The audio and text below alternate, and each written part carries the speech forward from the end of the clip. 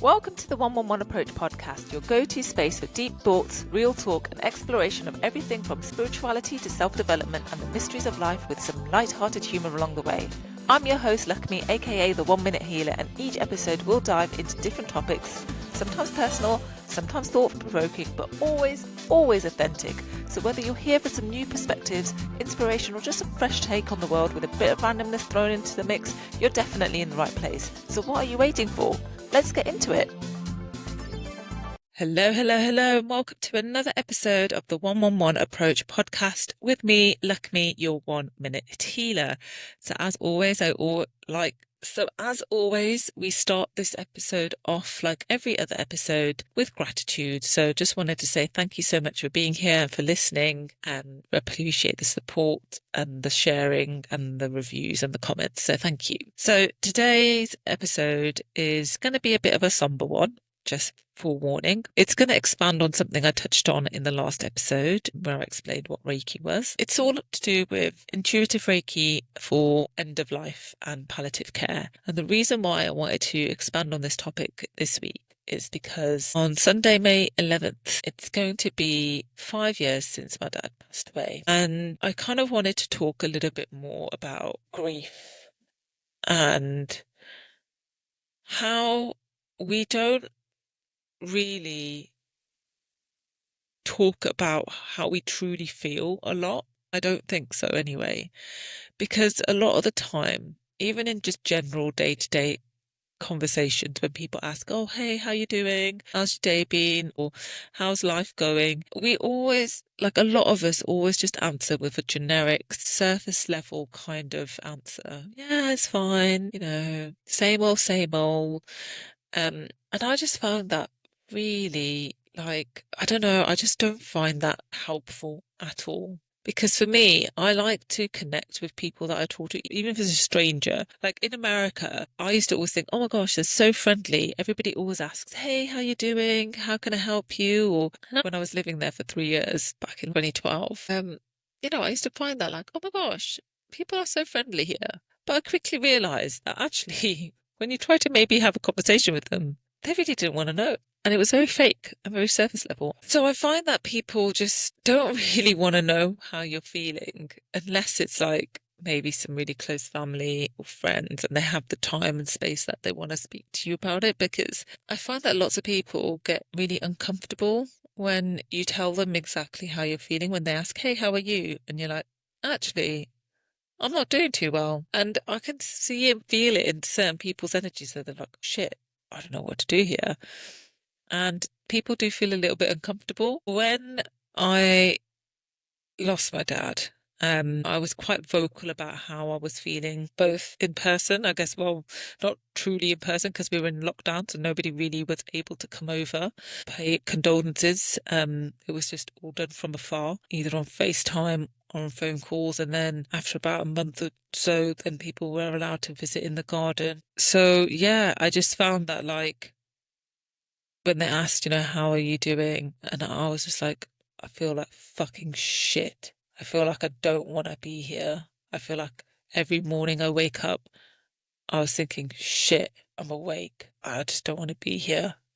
People felt really uncomfortable by that answer, but it was the truth. I was just like, why should I fucking lie? Like, this is shit. Why don't people talk about how shit and fucking horrible grief is? Like, people just be like, oh, it's really difficult, but time's a healer. Fuck that shit. I'm sorry, time is not a healer. Like, it's going to be 5 years since my dad died. And that actually hurts more because I'm just like, half a decade has gone and it's just weird. It's just weird. I don't know. I can't describe it. I think what time does is just allows your body to just get used to the pain. And yes, it's really important that you do some kind of healing work on yourself, whether that's like talking therapy or energy healing or something to release some of that grief and that pain, because what you don't want to do is have your body hold on to it and then it becomes physical manifestation of an illness or something.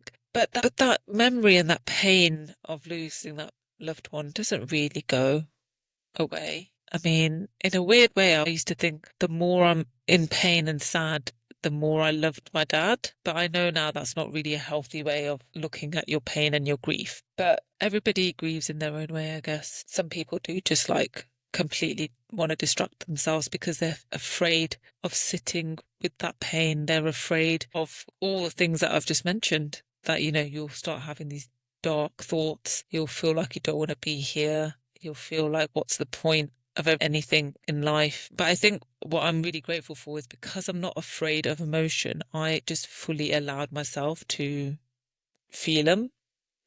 And I was vocal about it because I wanted to share that with people. Because for me, I don't want things to be a surprise for people. I'd rather like overshare and let people know that, look, these are some of the thoughts that what you may have, because these are some of the things that I was going through. Um, and I guess now I'm just literally talking out loud and it's coming to me now that the reason for that is because of the work that I do. I know that emotion is just energy in motion and we can heal it. I can heal it myself. I can move through it, but it's really important to allow your body to fully feel it and then move through it. A lot of people would need help with that because people can get stuck in the emotion and some people are afraid of it, and that's absolutely fine. But the thing is, I remember when when things come as a shock to me, I'm just like, why do people not talk about this enough? It's a bit like when I got married and people were saying, oh yeah, you'll be a bit nervous on your wedding day and pre-wedding day jitters and all that stuff. Nobody warned me how crazily my heart would be pounding before I stepped into like the hall before I got married. And when I told my cousins and my friends that afterwards, I could hear my heart pounding my chest. It was really racing really quickly. And they were like, oh, yeah, yeah, yeah, that would happen. I was thinking, why didn't no one give me a heads up for that? Because that's the thing that freaked me out the most, because I wasn't prepared for it. And the same way like with grief, like, I guess no one prepares you for how much it's going to hurt. I wasn't prepared for it. So I'm hoping to share some of the things with you on this episode, but also maybe talk a little bit about how Reiki and energy healing can actually be really helpful for someone who is in palliative care or is about to make that transition out of this physical realm. Because when you have someone you know is going to pass away, or you've been, like we did, got a call from the hospital saying, hey, by the way, your dad's got, perforated bowel. And then I was like, okay, when are you going to do the op? But we're not going to do the op because he's got multiple organ failure. I'm just like, what the fuck? Every day for the last 6 weeks, we'd been ringing the hospital every single day, twice a day, to get updates because we couldn't visit him because of the COVID rules and the lockdown. And every day it was like, oh yes, he's stable, he's stable, he's stable. Then in just a blink of an eye, to get told, oh, he's got multiple organ failure and we can't operate on him because he will die on the operating table. Like, that was just a shock to the system in itself. I couldn't grasp it. I couldn't understand it. I was like, how can that be? And then I found out later that when they're in ICU, the standard answer that they give you was, well, he's stable. But stable in ICU is obviously not like a good stable. So yeah, that was, yeah, a story in itself, I guess. It was hard, I think, when we got told that, only one of us could go in and see him. And now I appreciate that what I'm going to share may trigger some people as well. And I really apologize if it does, because I know how lucky we were to be able to be with my dad when he passed, because it was a damn miracle that happened. Because a lot of people during 2020, when they lost loved ones, they didn't get that. They just got a phone call, and it still happens to this day. COVID or no COVID, sometimes you do just get a phone call. It's just telling you that your loved ones has just died. I've had it. I've had two friends of mine in my 20s. I got a phone call saying, "Hey, this has happened." One of them was a suicide.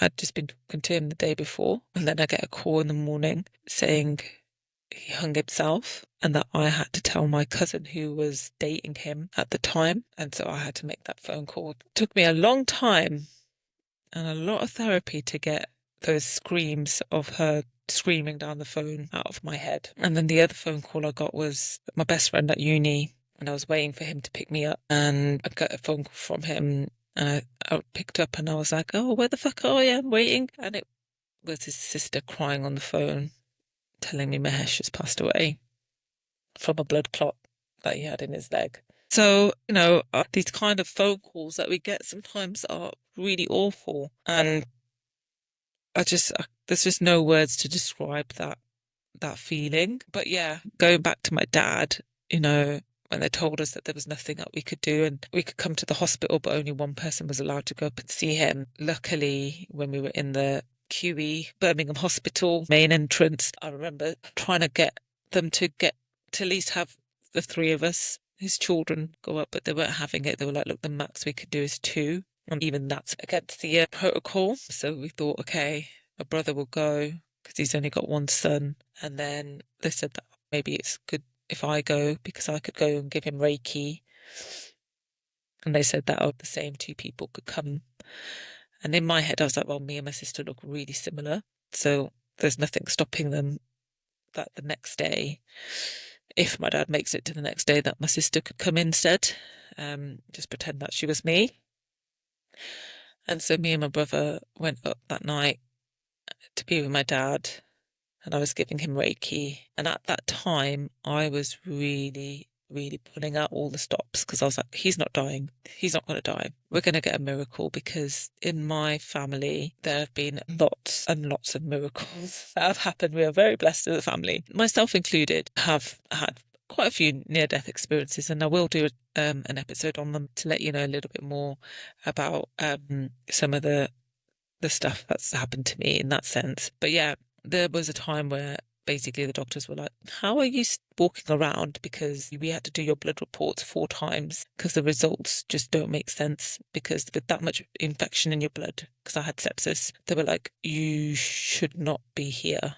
Like, you should be dead, basically, in a nutshell. They didn't say it like that, but that's kind of what they were alluding to. But I know it was my spiritual master that kept me going because it wasn't my time. So I was really thinking that was going to happen with my dad. He was going to be another medical miracle and everything was going to be fine because it's happened so much in our family. But then, yeah, that wasn't the case. Next day, we got called in again. Me and my brother went back in.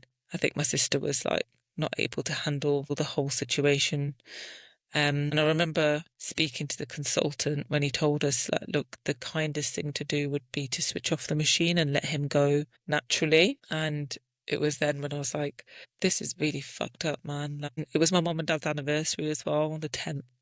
And like my mum's on the phone and she's saying, look, tell the doctor I don't have to go in, but at least have the 3 of you kids there next to his side while he leaves this planet. Because my dad didn't even want to come into the hospital. He said, if I'm going to die, I want to die at home. I remember saying, don't be silly, Dad. You're going to be fine. You're going to go into the hospital. They're going to figure out what's going on with your muscles, give you some steroids or whatever, and then you'll be home in no time. Little did we know that that wasn't the case. Yeah, it was crazy. It was such a crazy time. I think like losing someone is hard enough, but then losing a parent, you like join this really weird club that only people that have lost a parent understand. Then on top of that, losing someone in the height of the pandemic was a whole nother level of grief because there were so many restrictions. Like even in the hospital, when we're there by his side, by a miracle, in the ICU, you're only allowed one person there, but we ended up being able to have all 4 of us by his side, and you're not supposed to use phones and stuff. It's, again, a miracle. We did about over close to 90 FaceTimes and phone calls to all of the family members, his friends, his cricket team members, because my dad used to play cricket. He used to play for England indoors, over 40s, even long-standing customers from our family business. So we did about 90 phone calls and no one said anything to us at all. Like, it was crazy. And we ended up being there the whole night. We was not supposed to be there the whole night. I'm really sorry if this, like I said, is triggering for anybody because I know so many people didn't get this at that time. But yeah, I just remember when I finally accepted that, right, this is his time. And the only thing I can do for him now is to give him some Reiki so that his soul and his energy and his body doesn't have to feel that fear. And that's what I did. And, my dad wasn't the first one I've done it for. I actually did it for my granddad who passed away a couple of years beforehand. And then I did some for my dad. And yeah, like giving Reiki to someone when you know that they're going to pass is a whole different it's a whole different experience. With my dad, I actually got to connect. I actually saw his like, it sounds really strange, but I was able to see his soul leave his body. And then I saw his parents and my spiritual master's energy standing next to him. And I almost handed his soul over to them. It was a very crazy, beautiful experience. And like, even as I say this now, the logical part of my head is like, maybe I did imagine it, but I know I didn't because I had two other Reiki masters of mine doing similar things from afar for my dad. And without even speaking to them, one was in New Zealand and one was in London, and we were in Birmingham. And the three of us were all doing this end of life Reiki transition healing for my dad. And all three of us saw the same thing. So, like, there has to be something in there, right? Anyway, it was just a very surreal experience. And since my dad passed, I've been doing a lot of end of life and palliative care healing for people during COVID. A lot of it was done loved ones in hospitals with a photograph and their name. With my dad, obviously, I was very blessed to be able to do it in person. But you know, my dad had a beautiful death, although it was in hospital and it was very restricted. The amount of phone calls we got to do, he got to hear how much he was loved and how much he had changed people's lives. And can you imagine leaving the planet, listening to all of that versus leaving the planet when you're scared and frightened and not knowing what's going to be on the other side? And that's where the Reiki and the energy healing and all these holistic methods can really play a big part. Because whether you believe it or not, how would you rather go out in fear or in faith? Because you can only do one or the other. Right? And I know for me, I'd like, no one really knows what's going to happen when we die. But I'd much rather be prepared for a beautiful transition and have that comfort and idea of, right, my loved ones, my dad's going to be there waiting for me, my spiritual master, my grandparents, all my loved ones will be there when I transition over. And that's what I truly believe because I witnessed it with my dad. But, you know, everyone has their own belief systems of what happens. But this is my experience and just wanted to share it with people and let you know that, you know, there is an option there if you have, if you have someone, you know, that is not so well and are scared, this is an option for them that they can do some end of life healing and also with grief as well. Like, so, you know, I had to do a lot of self healing, but I also had to allow the human side of me just to grieve normally and just feel shit for a while, which is what I did. And that's okay too. You know, we don't always have to have everything figured out, and that's okay. Anyway, this has been a very strange episode because I've had to try and record it about 3 times. Usually I can just bang out an episode really quickly. I really didn't know what I was going to be talking about today, but I knew I wanted to just do something to honor my dad because I really miss it. I can't believe it's going to be 5 years.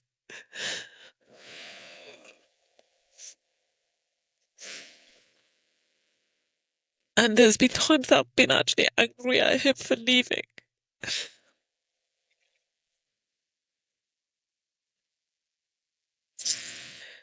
And I've had to do a lot of work to like move through the stages of grief. So I guess what I'm just trying to say is just be kind to yourself because I got a lot of comments made. It wasn't done in a horrible way, but there were like people saying, oh, but you know, you do Reiki, you're spiritual, you know, this is not the end and your dad wouldn't want it, you'd be sad. I'm just like, well, then he should have fucking left then, should he? Because I am sad.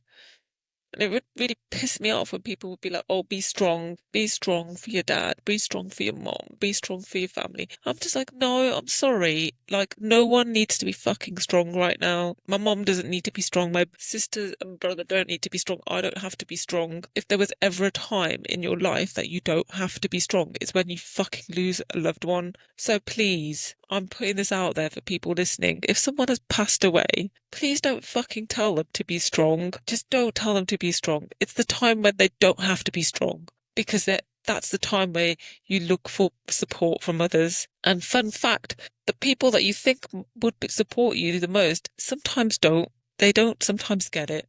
I had experiences with my nearest and dearest when I was trying to tell them my honest feelings about how I was feeling. And I even told them I'm not going to do anything to harm myself, even though I feel like some days I'm like, I just don't want to get up and I don't want to be here. But because I've been through someone who has committed suicide, I would just never do that. But then people just didn't listen. They just felt very uncomfortable, I think, because I was so open and so honest about how I was feeling. But don't let that put you off. And if no one else gets it, just come and fucking talk to me because I get it. And I would never ever judge you or make you feel like what you're feeling is weird or wrong. Because it's not, it's just how you feel, right? The most important thing is just to know that you've got somebody there to listen to you and to support you through it. And things like therapy, energy healing, and holistic modalities can help you move through whatever it is that you're feeling. So with that, a bit of an emotional release there. Let's do a 1 minute meditation to wrap up this very strange episode. When I put this out, I'm going to have to see and edit it and see if I'm happy with it. I think I will, because I want to also show that not every episode is going to be as researched and polished and as structured as I'd like. Sometimes it will be just off the cuff, kind of like this. Anyway, let's see. And just before we do the 1 minute meditation, I just thought I'd actually share with you one of the channeled poems. Yes, your girl does channeled poems. She is a poet and she didn't even know it. Like legit, honestly. Never would I thought I would be channeling poetry. It happened about 3 or 4 years ago. And yeah, I just created all these short channeled poems. And I will be releasing them out in a book at some point. So watch this space. But anyway, you heard it here first. This is one of the channeled poems that came through from my dad. It doesn't have a title, so I guess you could let me know what would be a good one. I don't know. Anyway, here goes. A void that no one can fill. Endless tears that continue to spill. A pain that will never be dulled. A love that can never be cold. A legend that can never truly die, even though we continue to cry. We know you are in the highest place, looking down on us with that infectious smile on your face. We miss you every day. That pain won't ever go away. But we know you are forever in our hearts, and the love everyone has for you will never part. Dad, your legacy will live on strong. With you guiding us, we can do no wrong. You are never one to come second. First place will always be reserved for you, a true legend. Now I think that will lead us nicely into the 1 minute meditation. So, if it is safe for you to do so, please close your eyes. Take a deep breath in through your nose, hold for a few seconds, and then breathe out through your mouth. And I want you to think about someone that you've lost in this physical realm. And I want you to picture them and maybe put your hand on your heart. And I want you to send them all of your love. Tell them that you miss them. Tell them that you love them. Feel the sadness and feel the pain, because it's okay. We're allowed to feel sad. We're allowed to feel grief. We're allowed to feel pain. And it could hit you sometimes out of the blue, not just on the anniversaries, not just on the birthdays. It can just be a simple washing the dishes and a thought pops in your head and then you burst into tears. That's okay. That's how grief works.